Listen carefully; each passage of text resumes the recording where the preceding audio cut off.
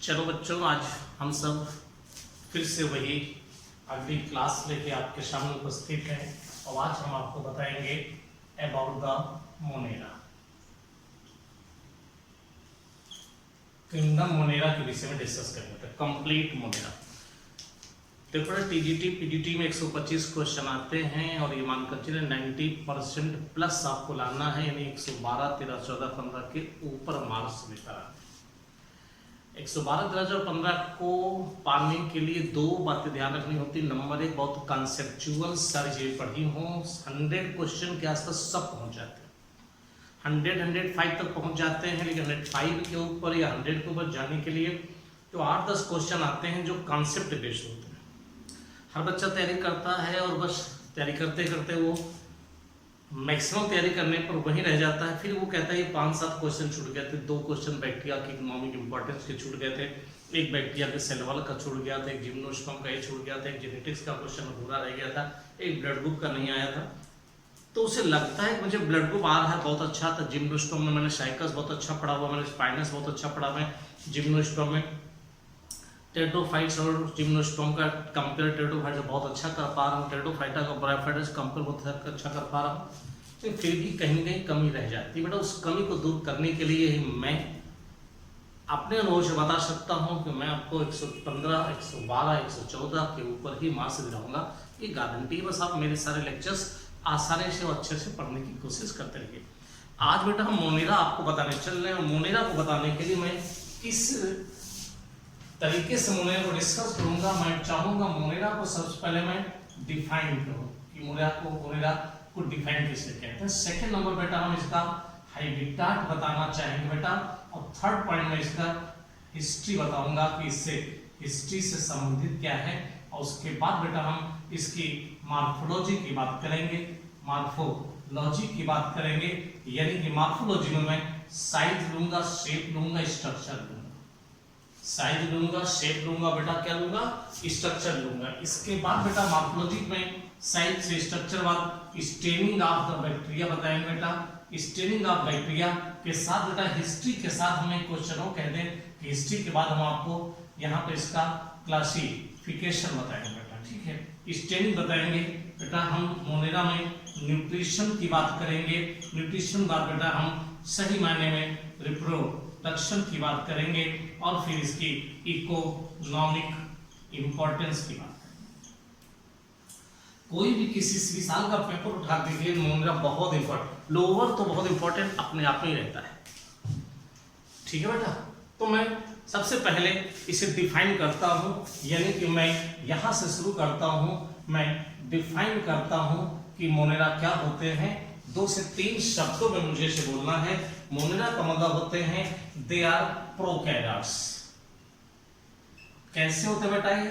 Prokaryotes होते हैं, prokaryotic cell होती है, प्रिमिटिव सेल्स होती है, जिसमें इंसिपिएंट न्यूक्लियस होता है, यानी कि उसको मैं स्ट्रक्चर में बताऊंगा। यहां पर nuclear membrane, nucleoplasm, linear chromosome और हिस्टोन प्रोटीन नहीं होती है। और ये बेटा कैसे होते हैं? दूसरा पॉइंट है यूनिसेलुलर होते हैं, और कुछ ग्रुप इसमें मल्टी सेलुलर होते हैं। इन पर बड़ी बहस लोग करते हैं कि मोनेरा केवल यूनिसेलुलर होते हैं। बेटा मोनेरा में ही हम सब रखते हैं साइनोबैक्टीरिया को, ब्लीगुरी एल्गी को, वहां पर हम लोग नास्टाग और एनाबेना लेते हैं जो कि मल्टी सेलुलर है। ये सबसे पार्ट इंपॉर्टेंट है। फिर बेटा और क्या कहते हैं इनके साथ साथ बेटा कैसे होते हैं न्यूट्रिशन, ये ऑटोट्रॉप्स भी होते हैं, एंड आल्सो हेटेरोट्रॉप्स। इस प्रकार से हम इसको डिफाइन कर देते हैं। क्वेश्चन यहाँ पर मेरा फिनिश हो जाता है। सेकंड पॉइंट बेटा इसके क्वेश्चन पे मैं जाऊंगा, और सेकंड पॉइंट में चाहूंगा कि मैं इसके हैबिटाट की बात करूं बेटा, हैबिटाट की बात करूं कि ये कहां पर पाए जाते हैं। हैबिटाट में बेटा एक ही शब्द मेरे को दिमाग में, मेरे जहन में आ रहा है, और शब्द बहुत इंपॉर्टेंट है, कॉस्मोपॉलिटन। कॉस्मोपॉलिटन मीन्स होता है सर्वव्यापी। सर्वव्यापी मतलब होता है प्रत्येक जगह पर पाए जाते हैं, एयर में। सॉइल में, वाटर में, आपके हाथों में, आपकी इंटेस्टाइन में, आपके डिफरेंट ऑर्गन ऑफ बॉडी में एज ए पैरासाइट। ठीक, एवरीवेयर, कोई ऐसी जगह नहीं होती जहां पर आपको मोनेरा ना मिलते हो। ठीक है बेटा, हैबिटाट, तो हैबिटाट हम लोग ये बताते हैं। अब क्वेश्चन आता है अबाउट द हिस्ट्री, किसके बारे में बताएंगे बेटा? About the history. ठीक है बेटा, अब हिस्ट्री के बारे में बताएंगे। बेटा हिस्ट्री, मैंने कहा मोनेरा को पहले डेफिनेशन पढ़ेंगे, फिर हैबिटाट बताएंगे, फिर हिस्ट्री। हैबिटाट पर बहुत ज्यादा क्वेश्चंस नहीं जाते हैं, अब हम हिस्ट्री पर आ चुके हैं। हिस्ट्री में बेटा सबसे बैक्टीरियोलॉजी वर्ड दिया गया है, तो स्टडी ऑफ बैक्टीरिया को, स्टडी ऑफ बैक्टीरिया को हम लोग क्या नाम देते हैं बेटा? बैक्टीरियोलॉजी कहते हैं। और जब लीवेनहॉफ की बात आती है तो इन्होंने सबसे पहले डिस्कवर किया था बैक्टीरिया को, करेक्ट है। लिनियस ने बेटा बैक्टीरिया को नाम दिया था वर्मिस, तो लिनियस ने बैक्टीरिया को वर्मिस कहा था। सही मायने में बैक्टीरिया को बैक्टीरिया टर्म देने वाले, बैक्टीरिया को बैक्टीरिया टर्म देने वाले, बैक्टीरिया टर्म देने वाले कौन थे? एहरनबर्ग। जोसेफ लिस्टर ने एक बात कही थी और कॉन्सेप्ट दिया था जर्म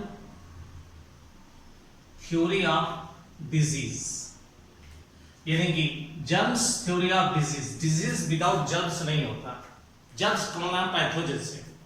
बैक्टीरिया बहुत से डिजीज कॉज करते हैं, इसलिए germ theory of disease. Pasteur ने बेटा पॉस्चराइजेशन की बात की थी और बैक्टीरिया को हीट किया था। इन्होंने सही मायने में पॉस्चर ने जो सबसे पहले कहा था बेटा, मैं आपको छोटी सी बात बता रहा हूं, देख सुनिएगा जरा सा। हम कल्चर मीडियम में या कहते हैं शुगर में, शुगर सोल्यूशन में, पॉस्चर की बात बोल रहा हूं, पॉस्चर में शुगर सोल्यूशन में ईस्ट लिया, लिखें तो शायद आपको बहुत अच्छा सा समझ में आएगा इनके बारे में। उन्होंने बेटा शुगर सोल्यूशन लिया, शुगर सोल्यूशन में बेटा ईस्ट डाला, कंडीशन बेटा एनाएरोबिक कर दी, एल्कोहल बना बेटा, प्लस CO2 बना, प्लस उसमें ईस्ट भी मिले। इस प्रोसेस को फर्मेंटेशन कहा गया। दूसरा स्टेप कहा बेटा शुगर लिया, शुगर में बेटा ईस्ट रखा, कंडीशन उन्होंने एरोबिक कर दी, हवा ने दिया, वहां पर बेटा उनको ईस्ट की ग्रोथ मिली, ना वहां पर अल्कोहल नजर आया, ना वहां पर CO2 नजर आई। क्या मतलब हुआ? यानी फर्मेंटेशन जो होता है वो किसमें होता है बेटा? ईस्ट के प्रेजेंस में एनारोबिक कंडीशन में होता है। किस कंडीशन में होता है? एनारोबिक कंडीशन में होता है। और बेटा एरोबिक कंडीशन मतलब है ऑक्सीजन के प्रोवाइड करने पर जो शुगर है वो अल्कोहल में नहीं बदलती है, बल्कि वो ईस्ट की ग्रोथ होती है और ईस्ट ज्यादा ग्रो कर जाते हैं, मल्टीपल करते हैं। यहीं पर उन्होंने पॉस्चराइजेशन का कॉन्सेप्ट रखा। उन्होंने पॉस्चराइजेशन में कहा कि अगर हम कल्चर मीडियम को 62.8 डिग्री सेंटीग्रेड पर गर्म करते हैं, उबाल कर देते हैं, तो वहां पर सारे के सारे जो माइक्रोब्स होते हैं वो मर जाते हैं और उस प्रोसेस को पॉस्चराइजेशन कहते हैं। इसको हम थोड़ा सा बाद में इकोनॉमिक इंपॉर्टेंस के बाद भी पर्टिकुलर पॉस्चराइजेशन को हम लोग बोर्ड पर लिखेंगे ऐसे ही।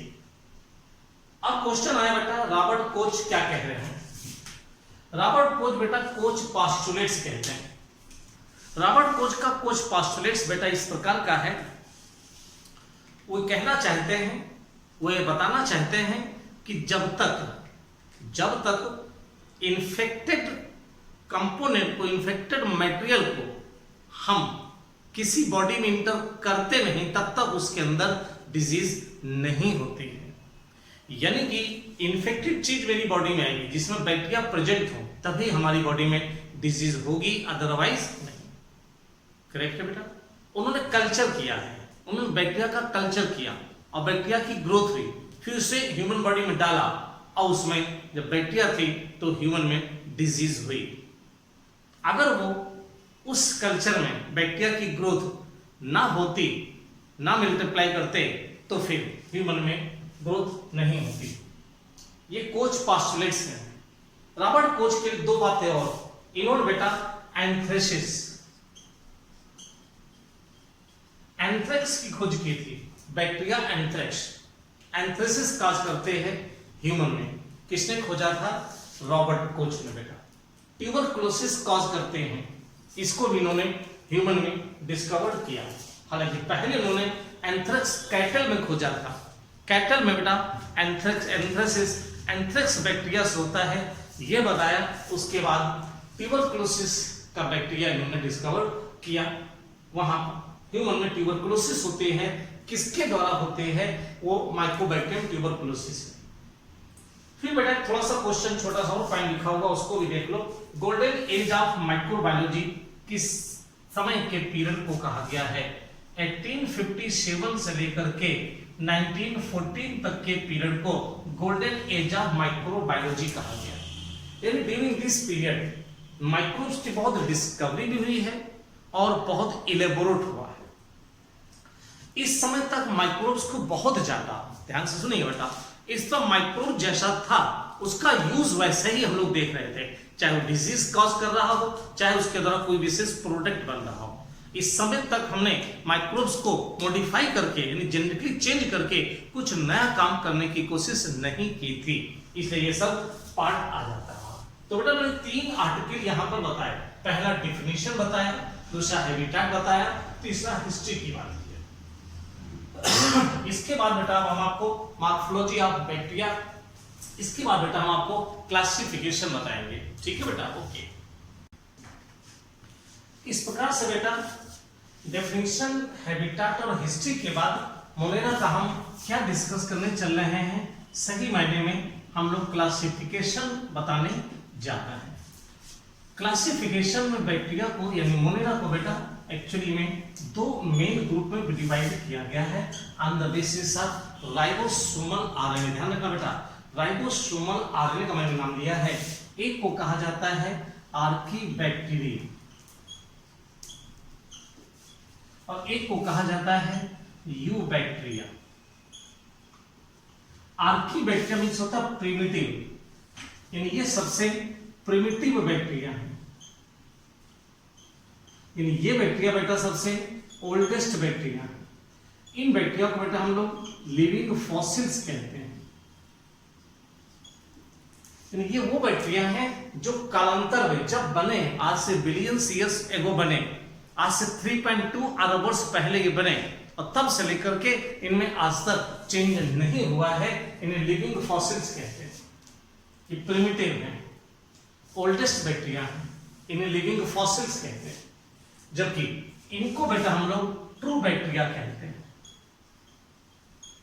ठीक बेटा, इनको हम लोग एडवांस बैक्टीरिया कहते हैं। इस ग्रुप के बैक्टीरिया में लगातार चेंज हो रहे हैं। ठीक, ये ओल्डेस्ट बैक्टीरिया हैं तो ये निश्चित तौर पर क्या कहलाएंगे बेटा? मॉडर्न बैक्टीरिया कह सकते हो। ये लिविंग फॉसिल्स हैं, इनको हम लोग केवल लिविंग कहेंगे, फॉसिल्स भी कहेंगे, लिविंग कहेंगे। इस प्रकार से आर्कीबैक्टीरिया और यूबैक्टीरिया को हमने क्लासिफाई किया है। मेन डिफरेंस दोनों में है कि यूबैक्टीरिया की सेल वॉल में क्या पाया जाता है। ये क्वेश्चन आपके टीजीटी बनेगा। इनकी सेल वॉल में पेप्टिडो क्या प्रेजेंट होता है? पेप्टिडो ग्लाइकन प्रेजेंट होता है, जबकि न्यूरोमिक एसिड पेप्टिडोग्लाइकन, जबकि पेप्टिडोग्लाइकन यहां पर एब्सेंट होता है। ये सबसे इंपॉर्टेंट क्वेश्चन है जो आपके यहां पूछा जाएगा। क्या चीज एब्सेंट होता है? पेप्टिडोग्लाइकन इनकी सेल वॉल में एब्सेंट होता है। इसको रट लेना बेटा, आपके लिए बहुत महत्वपूर्ण क्वेश्चन।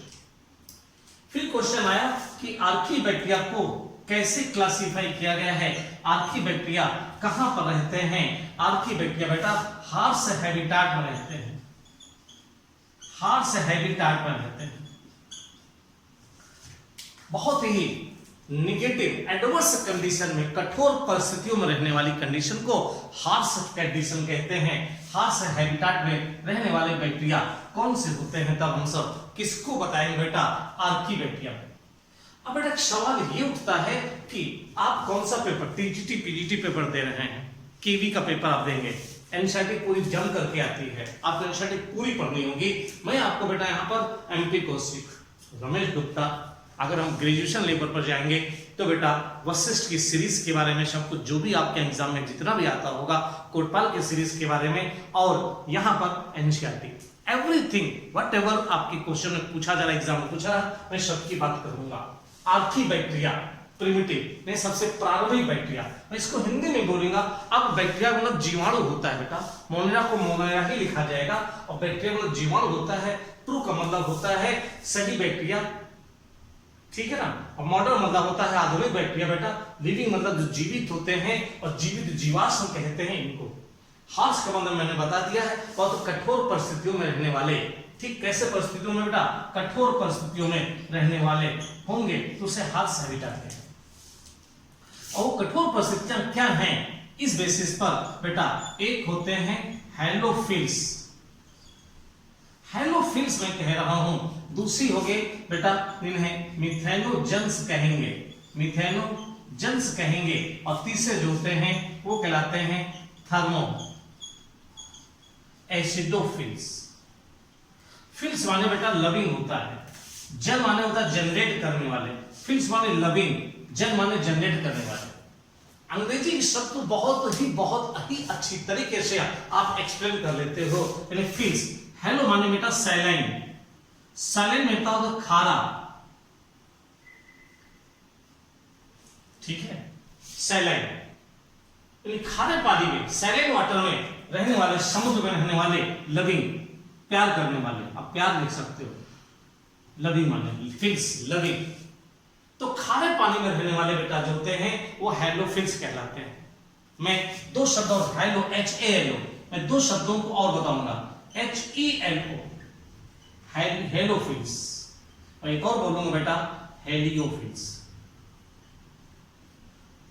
क्योंकि आप जब बात कर रहे होंगे, जब आप कहीं पर डिस्कस कर रहे होंगे, तो निश्चित तौर पर आप कंपटीशन देने जा रहे हैं। कहीं HALO में कहीं आप ये ना कह दो अच्छा होगा, कहीं ना कहीं स्पेलिंग मिस्टेक होगी, वो बात अलग है। आपके इन एग्जाम में स्पेलिंग मिस्टेक के क्वेश्चन आ जाते हैं, 3 क्वेश्चन गलत हो जाते हैं, कोर्ट में रिट दायर हो जाती है, पेपर रुक जाता है, रिजल्ट रुक जाता है, वो चीज एक अलग मैटर है। लेकिन आपके अपने कॉन्सेप्ट बहुत अच्छे होने चाहिए। हेलो HALO, ये इन्हें बेटा एम्फीबियस प्लांट कहते हैं, उभयचरी प्लांट कहते हैं,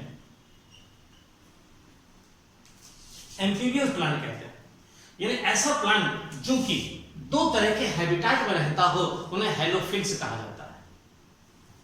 हेलोफिल बेटा ये प्रकाश प्रिय पौधे होते हैं, इसे प्रकाश प्रिय पौधे, यानी कि सन लविंग पौधे, यानी फोटो लविंग पौधे को बेटा हेलियोफिल्स कहते हैं बायोलॉजी में। तो मैं चाहूंगा कि इन चीजों को बहुत अच्छे तरह से आप समझने की कोशिश करें कि ये टर्म कैसी है, इस टर्म को हम किस प्रकार से एक्सप्लेन कर रहे हैं, और ये इनसे किस प्रकार से अलग होती है। अगले बैक्टीरिया बेटा, अगले जो आर्की बैक्टीरिया है मिथेनोजेंस, यानी कि साफ मतलब है मीथेन। अब बेटा मैं हिंदी में मीथेन लगा लूं, मीथेन उत्पादन करने वाले मिथेनोजेंस, ये कहां पर पाए जाते हैं, ये बेटा कैटल यानी जानवर के, कैटल यानी कि जानवर की ल्यूमेन यानी गट कहेंगे, गट ल्यूमेन कहेंगे, गट में एलिमेंट्री कैनाल में, गट में पाए जाते हैं। इनके गोबर में प्रेजेंट होते हैं। अब बेटा गोबर में, टंग में प्रेजेंट होते हैं। और बेटा क्या बनाते हैं वहां पर, ये मीथेन प्रोड्यूस करते हैं, मीथेन गैस बनाते हैं, ये मिथेनोजेंस कहलाते हैं। गोबर गैस में मीथेन प्रेजेंट होती है, मुख्य रूप से गोबर गैस का जो पार्ट होता है वो मीथेन होती है। क्लियर हो गई बात। तीसरे नंबर थर्मो एसिडोफिल, थर्मो माने बेटा टेम्परेचर है, तापमान, और एसिडो माने एसिडिक। अब देखिए एसिडिक और यहां पर लविंग, यानी कहां पर प्रेजेंट है, यहां पर हेलोफिल्स का अगर सेलेन लविंग कहेंगे, यहां पर हाई टेम्परेचर यानी लगभग 70 से 80 डिग्री सेंटीग्रेड एसिडिक कंडीशन होगी, जहां पर NaCl प्रेजेंट होगा 20 से 25% बेटा। उन कंडीशन को प्यार करने वाले थर्मोएसिडोफिल्स कहलाते हैं। बहुत ही खूबसूरत तरीके से आप चीजों को समझ रहे होंगे, मुझे पूरा विश्वास है बेटा। थर्मोएसिडोफिल्स आप कह रहे हैं।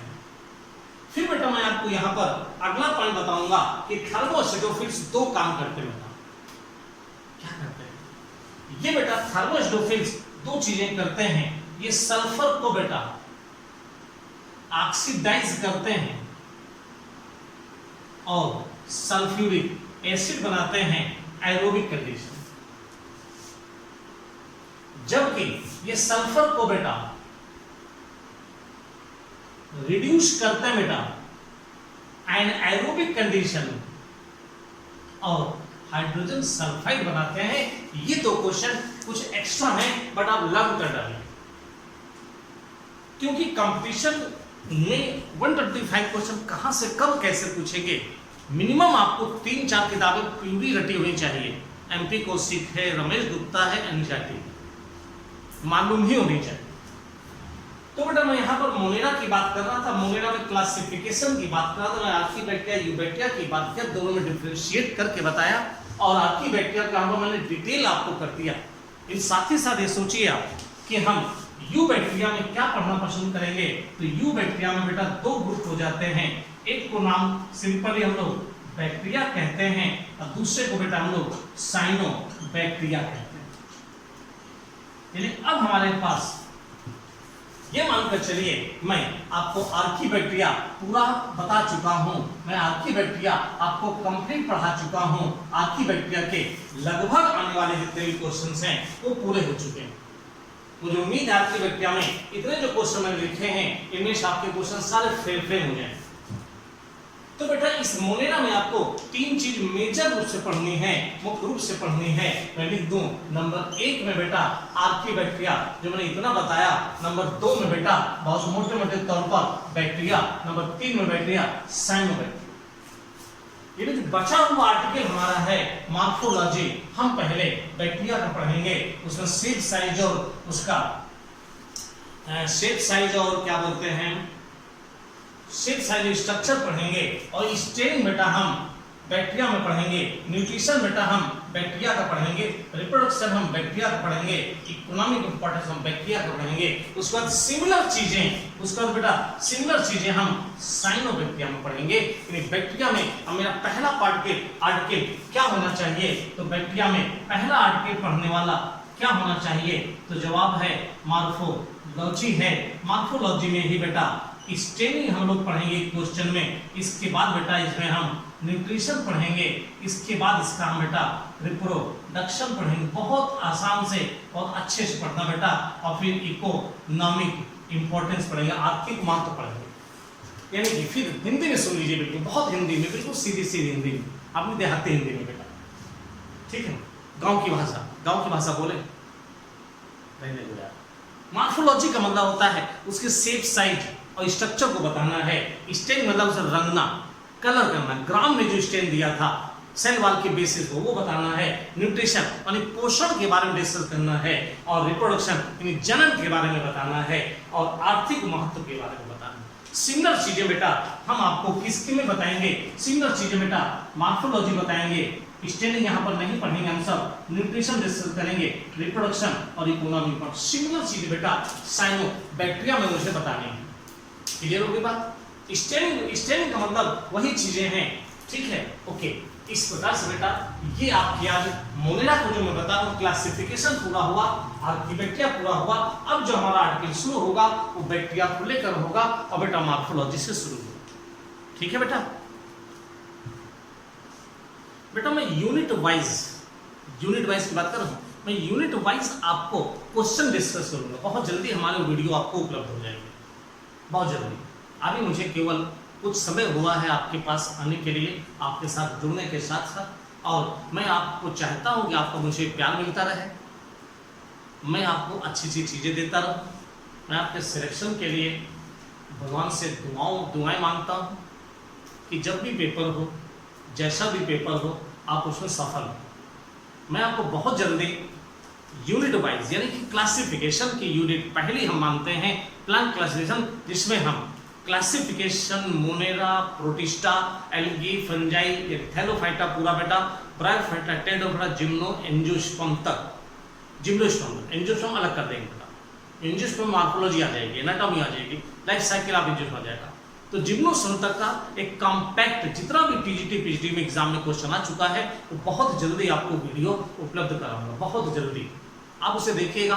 लेकिन तब और मजा आएगा जब आप हमारे इस पूरे लेक्चर को हमारे ऐप से जाकर के, हमारे सिस्टम से जाकर आपने पढ़ा होगा, और आपको बड़ी ही खुशियां मिलेंगी, क्योंकि हर क्वेश्चन मैं यहाँ पर ऑलरेडी दे चुका होता हूँ, मैं बता चुका होता हूँ, तब आपको वाह क्या बात है। ओके बेटा।